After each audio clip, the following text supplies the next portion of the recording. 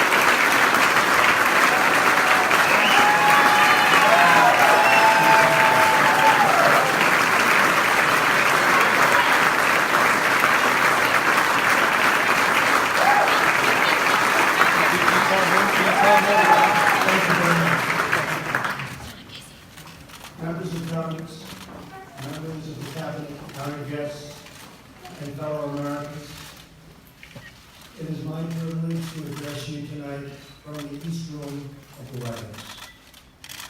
We are gathered together this evening for a truly momentous occasion. I have long been told that the most important decision a president can make is the appointment of a Supreme Court justice. Well, in just a few moments, we will proudly swear in the newest member of the United States Supreme Court, Justice Brett Kavanaugh.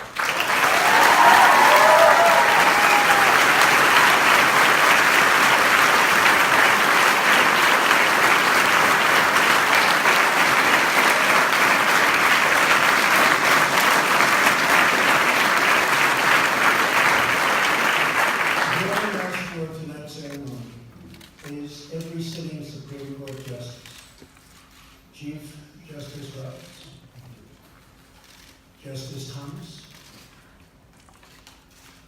Justice Ginsburg, Justice Breyer, Justice Alito, Justice Sotomayor,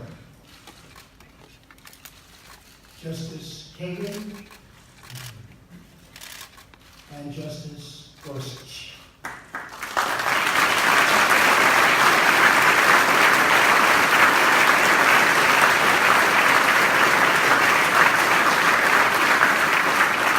would also like to send our deep appreciation to Maureen Scalia, the wife of the late great Anthony Scalia, and also to our White House counsel, Don McGann. Thank you.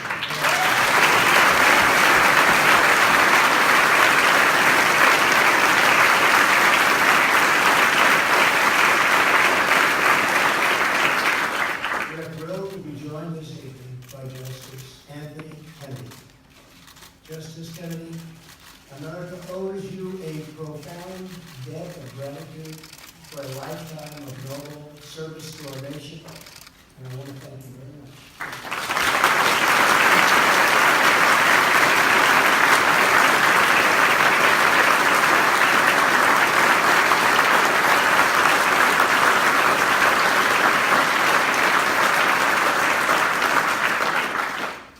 Very special and treasured guests tonight are Justice Kavanaugh's amazing wife, Ashley. Thank you.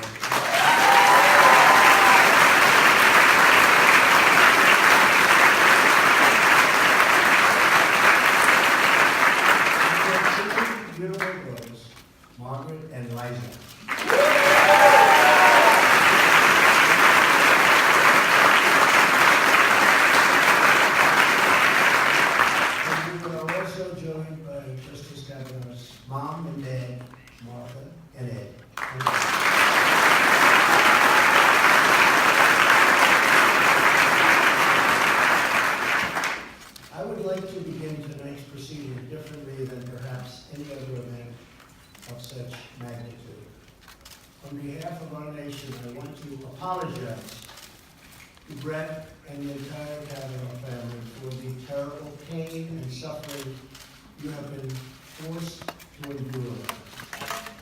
Those who step forward to serve our country deserve a fair and dignified evaluation, not a campaign of political and personal destruction based on lies and deception. What happened to the Kavanaugh family violates every notion of fairness, decency, and due process. Our country, a man or a woman, must always be presumed innocent unless and until proven guilty.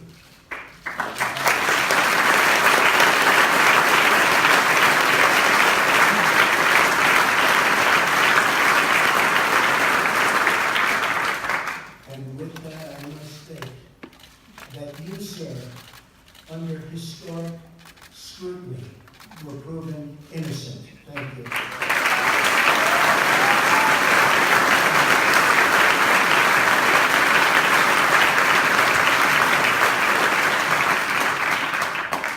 Margaret and Liza, your father is a great man.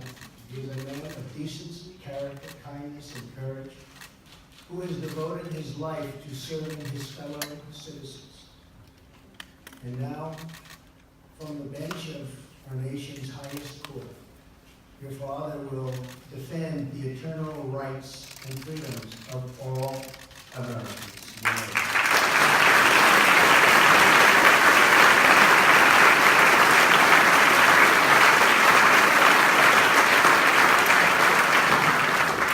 We are joined tonight by a leader who has never wavered in his support and devotion to the rule of law and to Brett Kavanaugh's elevation. He's worked very, very hard, and he truly has done just an incredible and wonderful job for the American people. Majority Leader Mitch McConnell.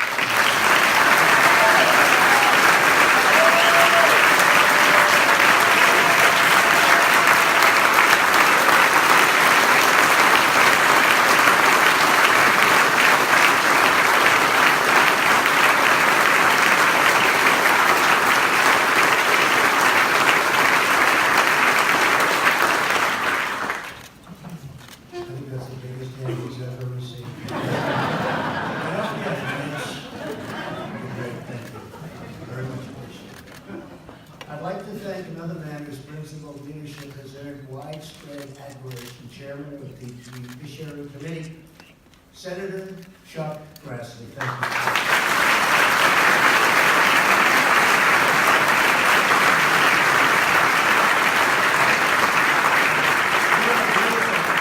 To all of the senators on the Judiciary Committee who fought so hard for this confirmation. Senators Lindsey Graham, John Cornyn, Orrin Hatch, Mike Lee, Ted Cruz, Ben Sasse, Jeff Flake, Mike Crapo, Tom Tillis, and John Kennedy.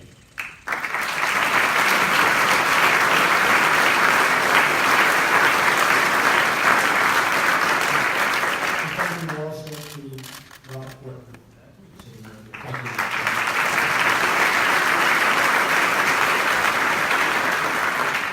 We are indebted to Senator Susan Collins for her brave and eloquent speech and her declaration that when passions are most inflamed, fairness is most in jeopardy. How true, how true.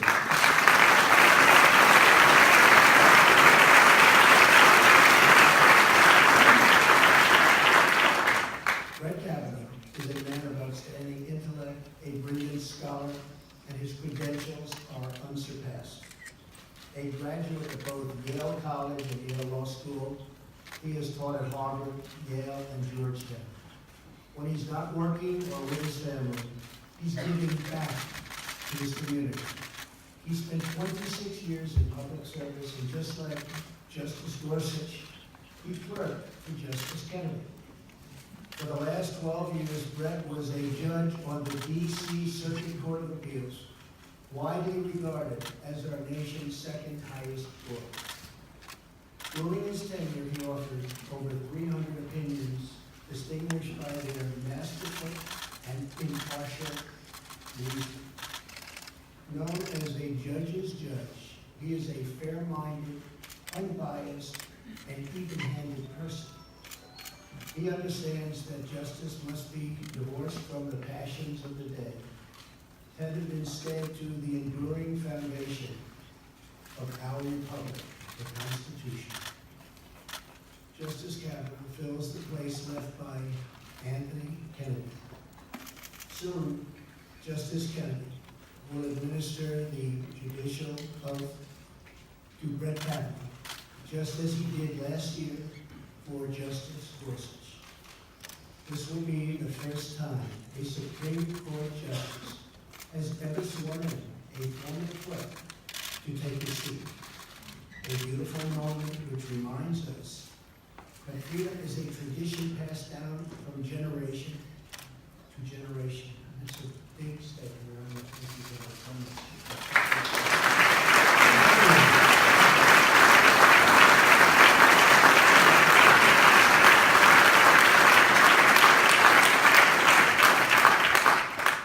Margaret and Liza's presence tonight reminds us what his historic event, all about your father, is all about. It's about what kind of a nation we're going to be and what kind of a country our children will inherit. It is up to each of us and to all Americans watching tonight to answer that question. It is up to us to reclaim our heritage of equal and impartial justice. It is up to us to rededicate ourselves to the traditions and wisdom of our founders. And it is up to us to renew the bonds of love, loyalty, and affection that link us all together as one great American family.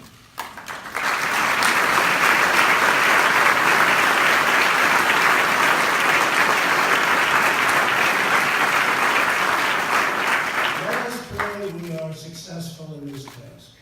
And let us pray that all of America's children will grow up in a country that is fair and just and safe and strong and free. And let us ask God to bless Justice Kavanaugh and his family as they embark on this incredible journey together. I now invite Justice Brett Kavanaugh to come forward and to take the judicial oath. Thank you very much.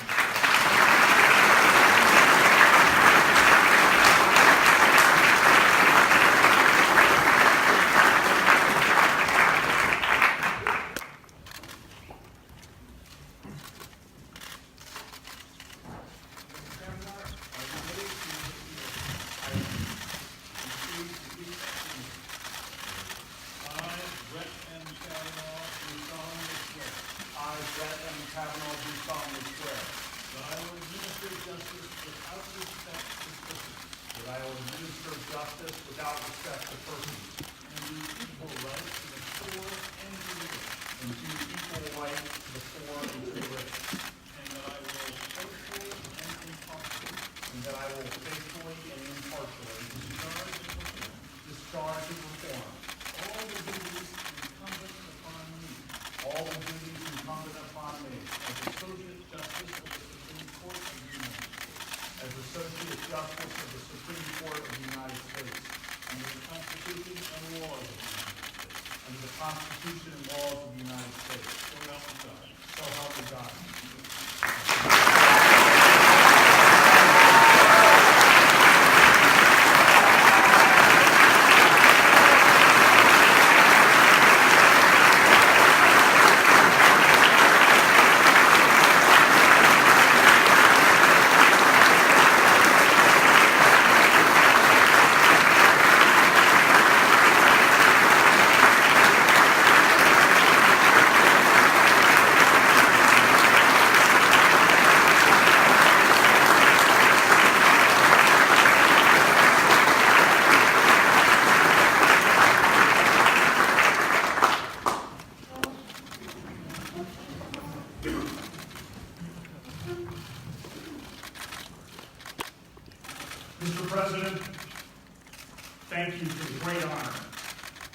for appointing me to serve as a justice of the Supreme Court.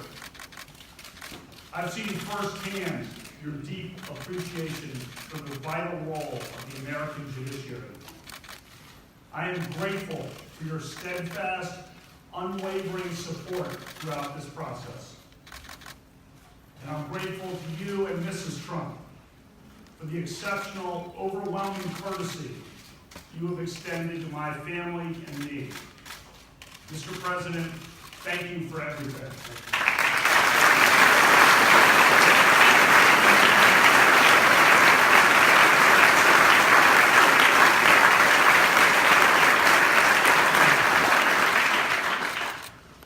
I'm honored to serve on a Supreme Court headed by Chief Justice John Roberts.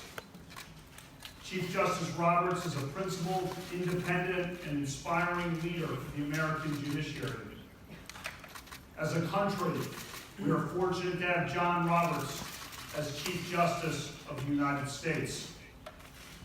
I'm honored to serve alongside all of my new colleagues, each of whom I know, and each of whom I greatly admire and deeply respect. All 9 of us revere the Constitution. Article 3 of the Constitution provides that the judicial power shall be vested in one Supreme Court. The Supreme Court is an institution of law. It is not a partisan or political institution. The justices do not sit on opposite sides of an aisle. We do not caucus in separate rooms. The Supreme Court is a team of 9, and I will always be a team player on the team of 9.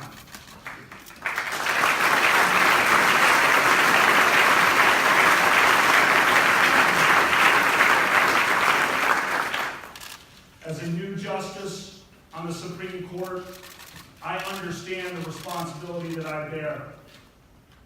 Some 30 years ago, standing here in the East Room with President Reagan, Anthony Kennedy took the oath to be a new justice of the Supreme Court.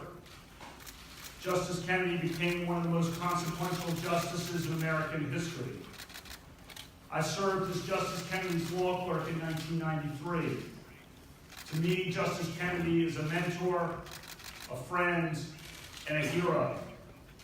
On the Supreme Court, he was a model of civility and collegiality.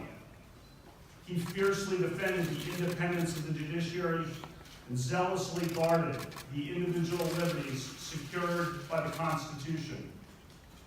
Justice Kennedy established a legacy of liberty for ourselves and our posterity. I will always be humbled and proud to sit in Justice Kennedy's seat on the Supreme Court.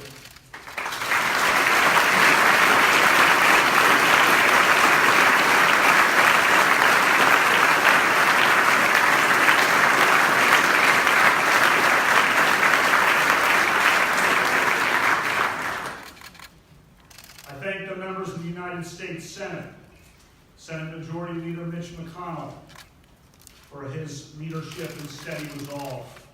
I thank Judiciary Committee Chairman Chuck Grassley for his wisdom and fairness. And I give special gratitude to Senators Rob Portman, Susan Collins, Joe Manchin, John Kyle, and Lindsey Graham. They are a credit to the country and the Senate.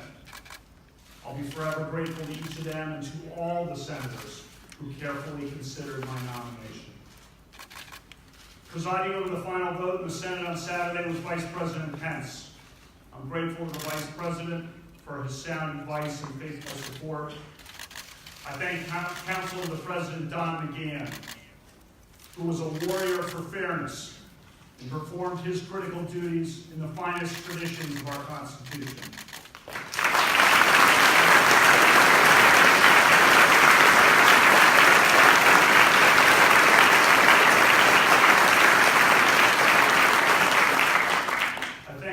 Outstanding people in the White House, the Department of Justice, and the Senate who worked day and night on this nomination. One of the federal judge's most important responsibilities is to hire 4 new law clerks each year. The law clerks are recent law school graduates, and they work in the judge's chambers for 1 year. They're among the best and brightest young lawyers in America, and they become the future leaders of the legal profession. I thank my former law clerks who devoted so much time and energy to support me during the confirmation process.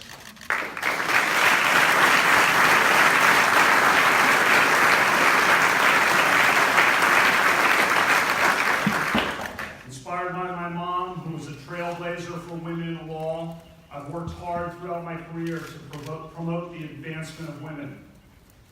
Women still face many barriers in the American workplace, and all of us have a responsibility to address that problem. During my 12 years on the D.C. Circuit, a majority of my law clerks were women, and almost all of them went on to clerk at the Supreme Court. A clerkship on the Supreme Court is one of the most coveted achievements and credentials in American law. I'm proud that all 4 of my newly hired law clerks at the Supreme Court are women, a first in the history of the Supreme Court.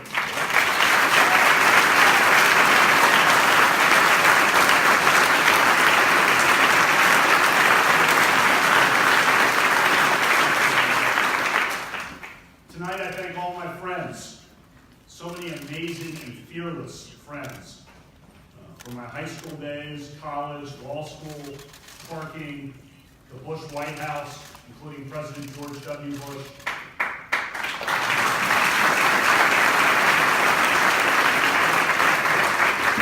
From the judiciary, teaching, coaching, playing sports, the vibrant, loyal, and tight-knit Catholic community here in the D.C. area, and so many others. Ashley and I are grateful for their prayers and for the prayers from the thousands and thousands of people we have heard from throughout America. When I give advice to young people or speak to students, I tell them, cherish your friends, look out for your friends, lift up your friends, love your friends. I love all my friends.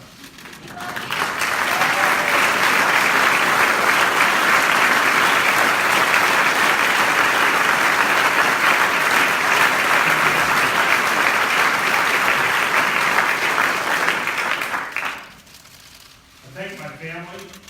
My mom, Martha, and my dad, Ed, are here. I'm their only child. My mom was one of Maryland's earliest women prosecutors and trial judges. My dad taught me his work ethic and love of sports. They've given me a lifetime of love, and I'm forever grateful to them.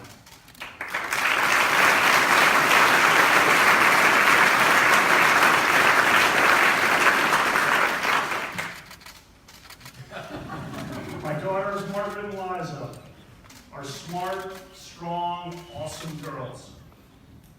They're in the middle of fall lacrosse, looking forward to the upcoming basketball season. I thank their teachers for giving them the day off tomorrow so that they can come watch 2 cases being argued at the Supreme Court.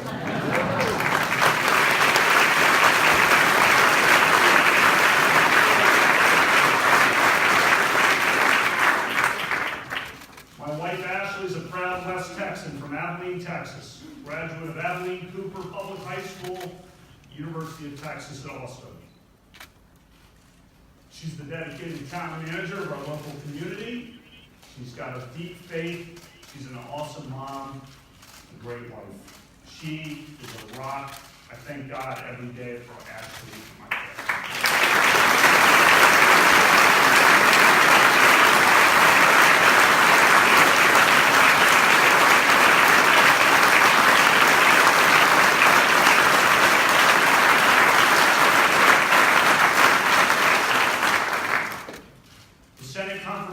Process was contentious and emotional. That process is over. My focus now is to be the best justice I can be. I take this office with gratitude and no bitterness. On the Supreme Court, I will seek to be a force for stability and unity. My goal is to be a great justice for all Americans and for all of America. I will work very hard to achieve that goal.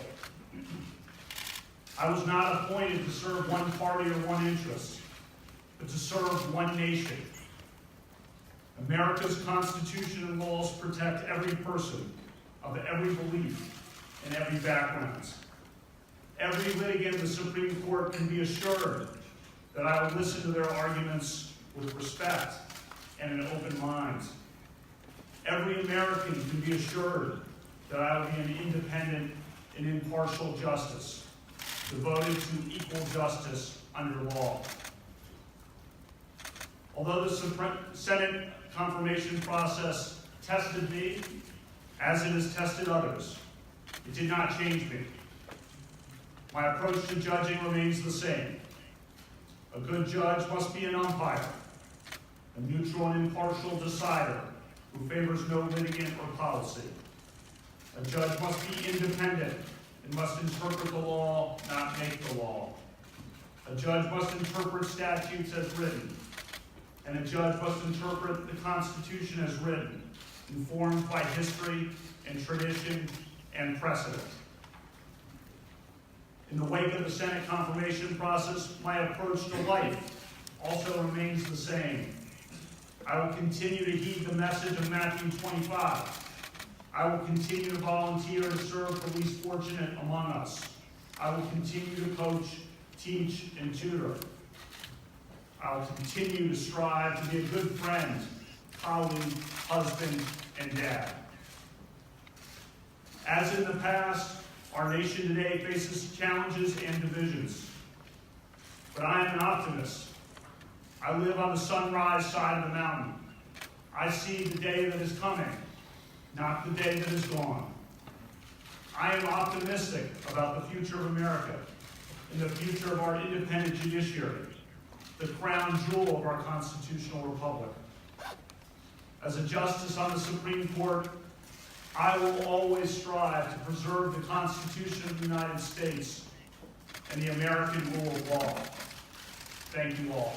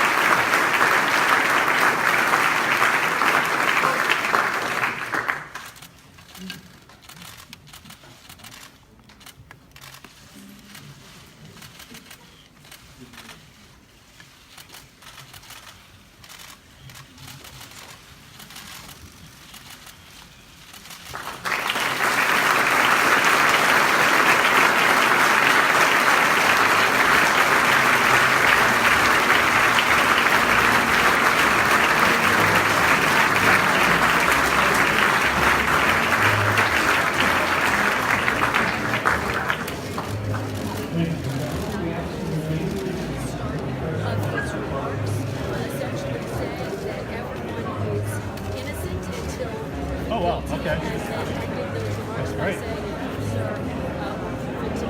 That's fine.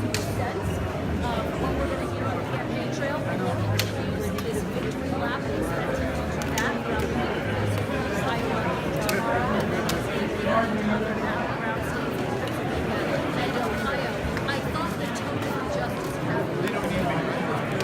They haven't said anything, but I tried to point out, he wanted to strike it. I know it was good tonight. He wanted to make it very fair and to serve all Americans. I've never seen that before. Of course, last year when Neil Gorsuch was nominated by the president and had the ceremonial swearing-in ceremony in the Rose Garden, you didn't have his future colleagues join him in the Rose Garden for that. But I think that after what we saw over the course of the past month, there was a feeling that we need to embrace our new colleague, and that's the reason why the liberal justices, why the conservative justices are coming here to the East Room to essentially welcome their new colleagues to the Supreme Court.